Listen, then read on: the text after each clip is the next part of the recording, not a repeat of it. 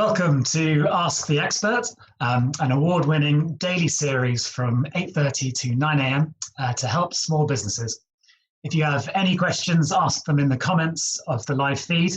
If you need any more advice, join the official Intuit QuickBooks SMB community group on Facebook. Accountants and business experts are on hand 24/7. During the live session, we will be running a poll. So please do engage with that, and I'll reveal the results at the end. So good morning, everyone. I'm Chris. I'm one of the co-founders of Penfold. With a digital pension that makes saving for your future effortless, so you can get back to enjoying today. I'm going to be talking about our favorite subject, which is pensions, and sharing some of our top tips for pension saving, how to make the most out of pensions. But first, I'll tell you a little bit more about Penfold and what we do.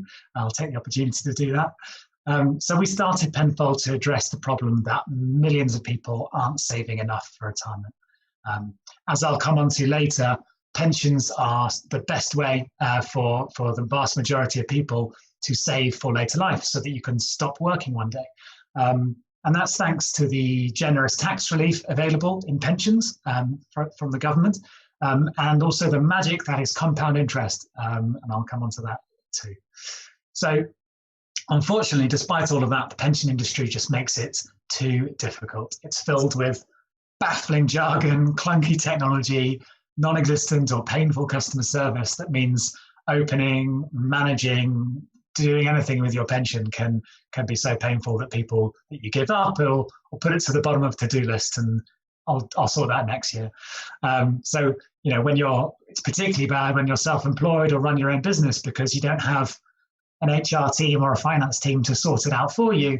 And you've got to go through the pain of setting up a pension for yourself. So this is why only 14% of the 5 million self-employed or small business owners in the UK are saving into their pension. And so, even if you're in full-time employment and have a job, have an employer who pays into a pension for you, you may have multiple pots from old jobs 5-10 years ago that you've lost track of because it's so hard to remember where the paperwork is, and to keep those details, and there's no central database. So all of this leads to nagging worries about your future. So we decided to build an entirely new pension platform that makes it a doddle to save for later life. So with our app, you can open a pension in minutes, track down, combine any old pots, pay in instantly by connecting your bank account directly to your pension, invest sustainably, pause or change your contributions with a tap of a button. It may sound strange for a pension company, but we want people to stop worrying about the future and enjoy today. So sorting out your pension in a few minutes lets you do just that. So we launched at the end of 2019, got 25,000 users, and we've got five-star rating on Trustpilot, and recently the FCA gave us full permission as a pension operator, which means we now handle all the processes involved in providing a pension. We work with BlackRock and HSBC, some of the largest asset managers in the world, to invest your money, and we're funded by serial fintech VCs and angel investors. But we're now actually inviting our customers and wider community to become shareholders in the business via a crowdfunding campaign that we just kicked off, that we just started pre-registration for yesterday. So if you're interested in that sort of thing, go to our website, getpenfold.com/crowdfund to learn more. But if you're just interested in sorting out your pension and you'd like to do that with Penfold, enter the word QuickBooks when you sign up, and we'll add £25 into your account to get you started. So that's enough about Penfold. Now I'll come on to the basics of pensions, my sort of pension 101, and then come on to some of our top tips for pension saving. So with pensions, there's 3 things that you really need to know. Those are, number 1, the government does provide a state pension. It's only about £9,000, which rises a little bit by inflation each year, but about £9,000. You can access that from age 68, depending on when you're born, but from age 68, and only if you've been paying in national insurance for 30 years can you get that full amount. So I think most people would admit would agree that £9,000 probably isn't enough to live off comfortably when you retire. And so you need to build up your own private savings, and that's what private personal pensions are about. So saving a pot of money that grows enough so that when you come to use it, you can draw an income that you can live off to supplement the state pension. So that's number one. Number two is the government really wants you to do this because they know that the state pension isn't enough and they don't want everyone to live in poverty. So they provide generous tax breaks for saving into a pension, which I'll come on to how they work. And then the final point is compound interest. So this is the magic that happens when you save into a pension, that money is invested, it earns a return. And by being invested for a long period of time, 30, 40 years in a pension, it's the snowball effect that happens to your money when it's invested for that long period of time. And again, I'll give you a couple examples on that.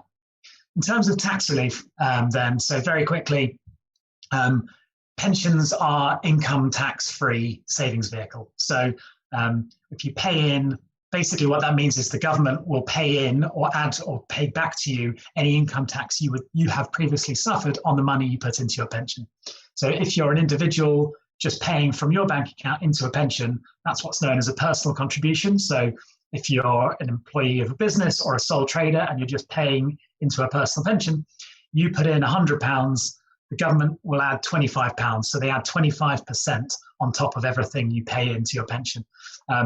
If you are if you're a higher rate taxpayer, you get another 25%. So 25% added immediately, and then a second 25% reimbursed to you via your tax return. So using that same £100 example, paying £100 to your pension, get £25 added immediately into your pension, and get another £25 back off your tax return.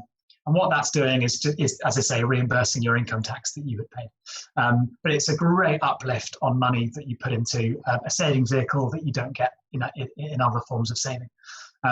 If you're a limited company director, run your own business, you can pay in directly from that business into your pension.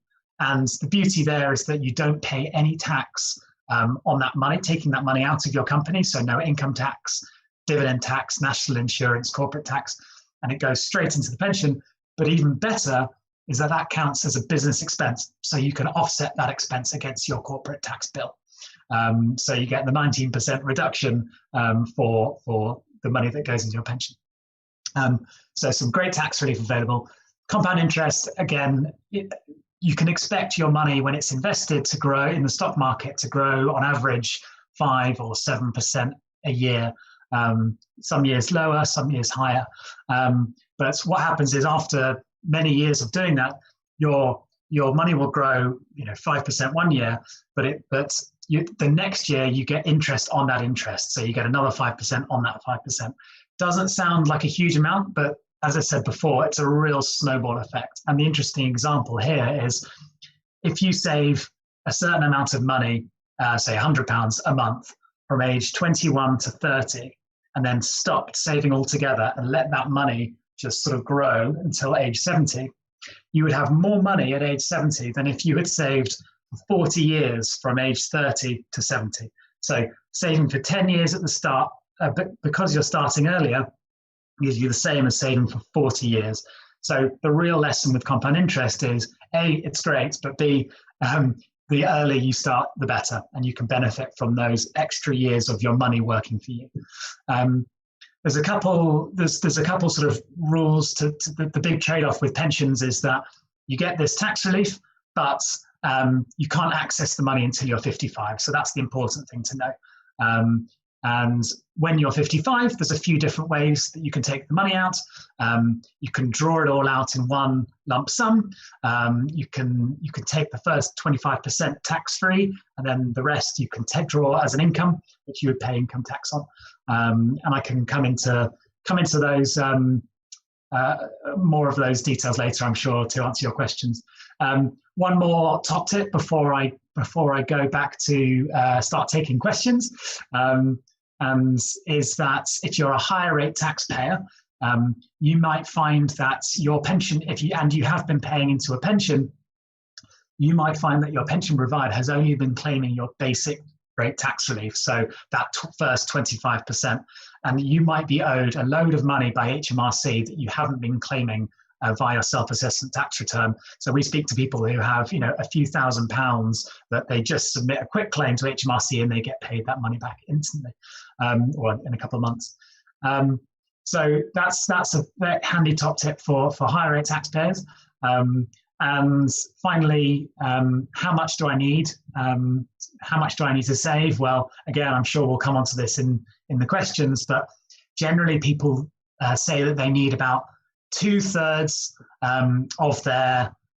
of how much they earned when they were working. They need an income of about 2/3 what they were earning in retirement to live comfortably. And so to do that, you just think of what is the level of your income. What is your level of your income that you live comfortably at, and multiply that by 2/3, and that's how much income you'd need in retirement. To get income in retirement, you basically you can convert a pension pot into income using about a rule of about 5%. So if you had £100,000 in your pension, multiply by 5%, that would give you £5,000 of income, which you add on to the state pension, which is 9,000. So you would get 14,000. So do that maths, and you can work out. Say you need £20,000, that's £400,000 to get to the 20,000. It's a little complicated. We've got a calculator on our website that does it all for you. So getpenfold.com. But that's generally speaking what people need to save. So look, that's enough for now, and I'll move on to some of the questions that we've been having as I've been talking. So I'll start off with a question from Catherine from Instagram DMs. My pension is a bit all over the place as I've worked for different companies, and now I went freelance 6 months ago. Well, that's a familiar story that I would say a huge proportion of our customers have. Would you say it's best to have it all in the same place, or is it normal to have lots of different providers? Yeah, this is, as I say, this is a very common position. Because you don't start being freelance straight away necessarily. Most people have worked in jobs that provided them a pension. As I said before, unfortunately, there's no central database that you can just plug in your details, when you come to age 65 and boom, there's all your different pensions. There's £20 billion in lost pension pots where people have lost the paperwork for their pension from a job they worked at 10 years ago. And that money is still yours if you have your details, but if you don't have your details, it's very hard for people to know that money is yours. So generally speaking, the biggest sort of benefit for combining all your pensions is so that you don't lose them. And it's just making life simpler by consolidating it all into one place that you can see how much you've got, so you can decide, is that enough? I know I've got peace of mind that I'm not going to lose it. There's a few other things you should think about. Different providers charge different fees. Some of the older providers have much higher fees and some hidden nasty fees as well, like hundreds of pounds when you want to take the money out, or if you want to transfer it, or anything like that. They might be invested in ways that isn't providing a great return for your money. And so it's worth having a quick look at all of those things. The one thing to be careful about those, if you are transferring your pensions into one pot, do be careful that there's no added benefits that you would lose if you transferred. These are common from pensions maybe 10, 20 years ago, less common today, but certain things where they guarantee you a certain level of income in retirement. And you would lose that if you transferred, but as I say, not hugely common. So peace of mind is usually and lower paperwork are usually the best reason. So next question, Alicia from Twitter DMs. I'm a limited company director who can I know if paying in my company or personally is the best option for me? Would Penfold be able to advise on that? Yeah, so again, very common question, and I'll give you general. I can't give personal advice. We're not financial advisors, but general recommendation is that it's generally speaking better for limited company directors to pay in from their limited company as a what's called an employer contribution into their pension. And that's because, as I say, if you were to take that money, the alternative is to take that money out of the limited company and then pay into the pension. If you take it out, you'll either pay income tax, but most likely dividend tax. And then when you pay it into the pension, it does get bumped up by the tax relief. But when you work out all of those different taxes, you're still better off if you've paid in from your own limited company because of the corporation tax offset that you get.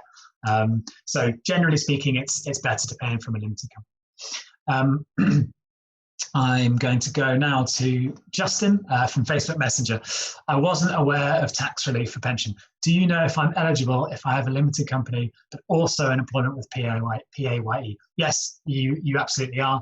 There's no sort of, the limits that are involved in pensions are that you can pay, it is a total amount that you can pay in each year and still get the tax relief on it. So there's a cap on your gross contributions into a pension of either £40,000 or your total earnings if that's lower than £40,000. If you pay in more than that, you'll stop getting tax relief on top. But if you have a limited company, you can pay in from that, and also employment PAYE. Just make sure that 40,000 is a decent allowance. So just make sure that you're not paying in more than that. And if you didn't use up your allowance from previous years, you can carry that forward. But yes, you can open as many multiple pensions as you like. Tamsin from Facebook Messenger. Embarrassing, but I've never had a plan for my pension or thought much about it, and I've just turned 33. To be honest, that is not many people think about it before that age. So and actually that's earlier than a lot of people. So I've been self-employed for nearly 2 years and need to start saving. Any advice on how to go about it? Well, I mean, I would say Penfold is a great place to start. And really, the reason is that there are multiple options for you. You can go out and open a self-invested personal pension, a SIP, on these sort of do-it-yourself investment platforms. They're a little complicated. You really need to sort of, they're for people who really want to sort of pick and choose and build their own investment portfolios and be really sort of hands-on with how their money grows. It can be a little complex, and the customer service and the paperwork and all these sort of things are quite frankly, in our opinion, and our customers, a bit painful. So we make it easy. Just sign up, takes a few minutes, and you can start saving. And we'll help you decide how much to save, where it's invested, and all of that sort of stuff. But the general advice is, just start with whatever you can afford, and then you'll start building that up. But the earlier that you start, the better. So Bola from Twitter DMs. As a self-employed, how much percentage of what I take out per month would you recommend putting aside for my pension? So yeah, there's a handy rule of thumb here that I gave you some fairly complicated maths earlier, but the better way of thinking about it possibly is that take the age that you start saving into your pension and divide that age by 2, and that is roughly speaking the percentage of your gross earnings that year that you want to be putting into your pension. That can be quite an alarming number if you say you started when you're 40 and it looks like you need to put 20% of your earnings into your pension. But it just demonstrates the fact that the earlier you start, the better. So if you started at the start of your career at age 20, you're putting 10% aside, and you could put that 10% for the rest of your life, 10% of your earnings into your pension. If you start at 40, you've got to put 20% between age 40 and age 68 to get to the same amount at the end. So that's, roughly speaking, a good amount to start with. Again, depends on your personal circumstances, depends on how much you can afford. And if you can't afford that much, then don't overstretch yourself because you can't take the money out till you're 55. But yeah, hopefully a handy rule of thumb.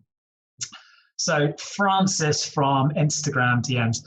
As a consultant, my income fluctuates from month to month, and how much can I save varies, or how much I can save varies. I've read about some pension tax relief. Can both self-employed and people with a limited company, if you're just one person, be eligible. Yes, that is, yeah. So, one of the core things that we wanted to solve was that, as you say, for self-employed people, your income varies month to month, and you don't want to be locked into a direct debit that bleeds you of money every month when you can't afford it, if suddenly something like a pandemic happens and your work dries up. So we make it easy to, at the touch of a button, pause or change how much you're paying in. But yeah, you're eligible to pay in from, as I said earlier, you can pay in personally or via your limited company or both. There's no limit to the different types of, and even if you had an employer as well, that employer could pay into your pension. There's no limits there. So I'm going to move on to Dave from Instagram. What happens if you don't save enough in your pension to cover your life in retirement? Well, you do still get the state pension. And one thing to note about the state pension, though, and I don't want to sort of cause more alarm, but typically if you're self-employed and you have a limited company, most people tend to pay in to only extract a salary at I think it's about £8,500 or £9,000, so that you're not paying any national insurance or income tax. It's a very tax efficient way, and then you take the rest out in dividends. It's a very tax efficient way of taking money out of your business. The downside is that you're not paying national insurance, and you get access to the state pension only if you pay national insurance for sort of 30 years. You've got to pay it for 10 years to get any state pension, and then there's a minimum amount. And if you pay for 20 years, you get half the amount, and 30 years, you get the full amount. So it's worth thinking about that when you're organising how much money you're taking out of your limited company. You can make voluntary contributions to national insurance so that you get the state pension when you're older, to sort of catch up if you've not been doing it. But anyway, so that £9,500 is your sort of safety net if you haven't saved enough. But as I said, you might not. You might find that 9,000 isn't quite enough to live the life you want to. So I would say saving into a pension is the best way to ensure for that. So Sean from Twitter DMs. Penfold honestly sounds fantastic and really useful. Thank you. I've probably been selling it quite hard, but I'd love to know what sparked you to become interested in this yourself, and why you wanted to help resolve it. Yeah, I'm, I guess, one of those sort of boring people that nags their friends at the pub, maybe not the pub, at work about, are you saving enough into your pension? And have you thought about pensions? I personally just have always been so frustrated when I worked at previous companies with the pension that was provided to me. Being able to, let's face it, it's a huge, hopefully a huge amount of money, and probably the second largest asset, maybe after your house, that you'll have in your lifetime. And it's bonkers that, it's hard to log onto the platforms and manage it and do what you want with your pension because of the industry just not being good enough and not being fit for purpose. So that was personal frustration. My co-founder, Pete, at Penfold, was at his previous company, was setting up their workplace pension for all of their staff. And through that process, talking to, a few hundred people about their pensions, and realized that, people, just of different generations just don't understand the benefits and how pensions work. And that's no fault of their own. It's the pension industry being, as I say, baffling and complex, and no one really communicating the benefits, which are simple and are powerful and important. So that was what we wanted to come in and do something about. Olivia.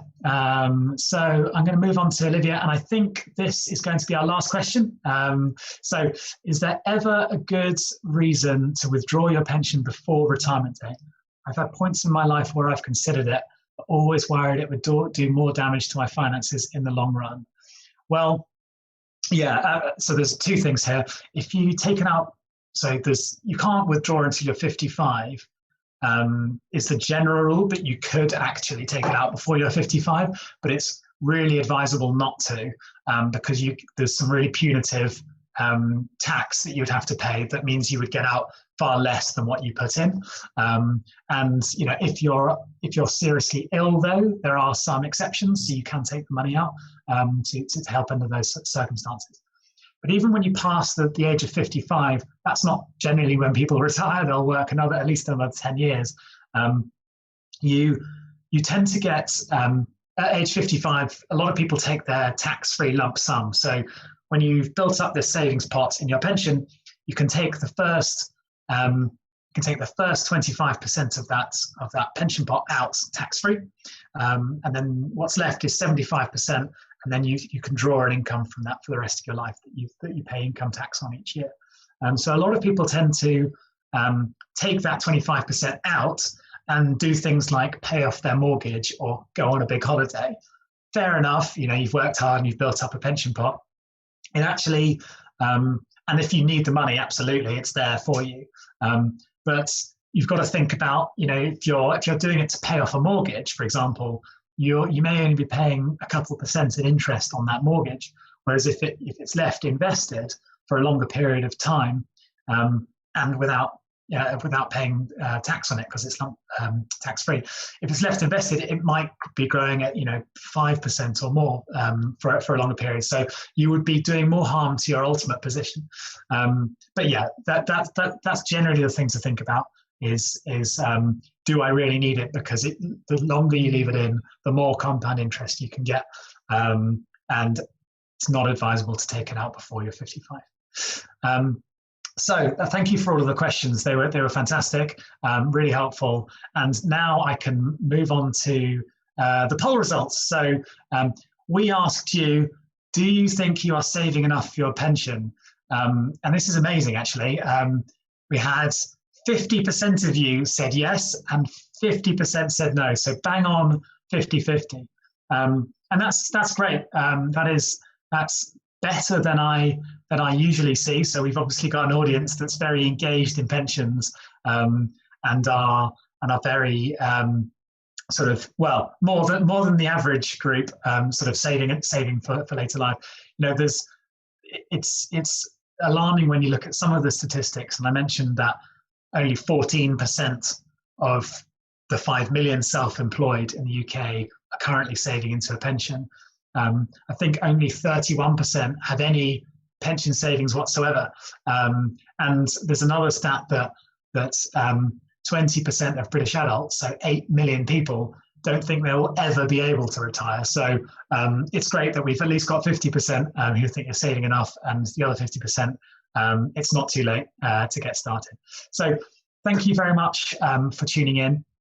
If you want to connect with me, you can DM me on LinkedIn. Just search for Chris Eastwood and Penfold if you can't find me.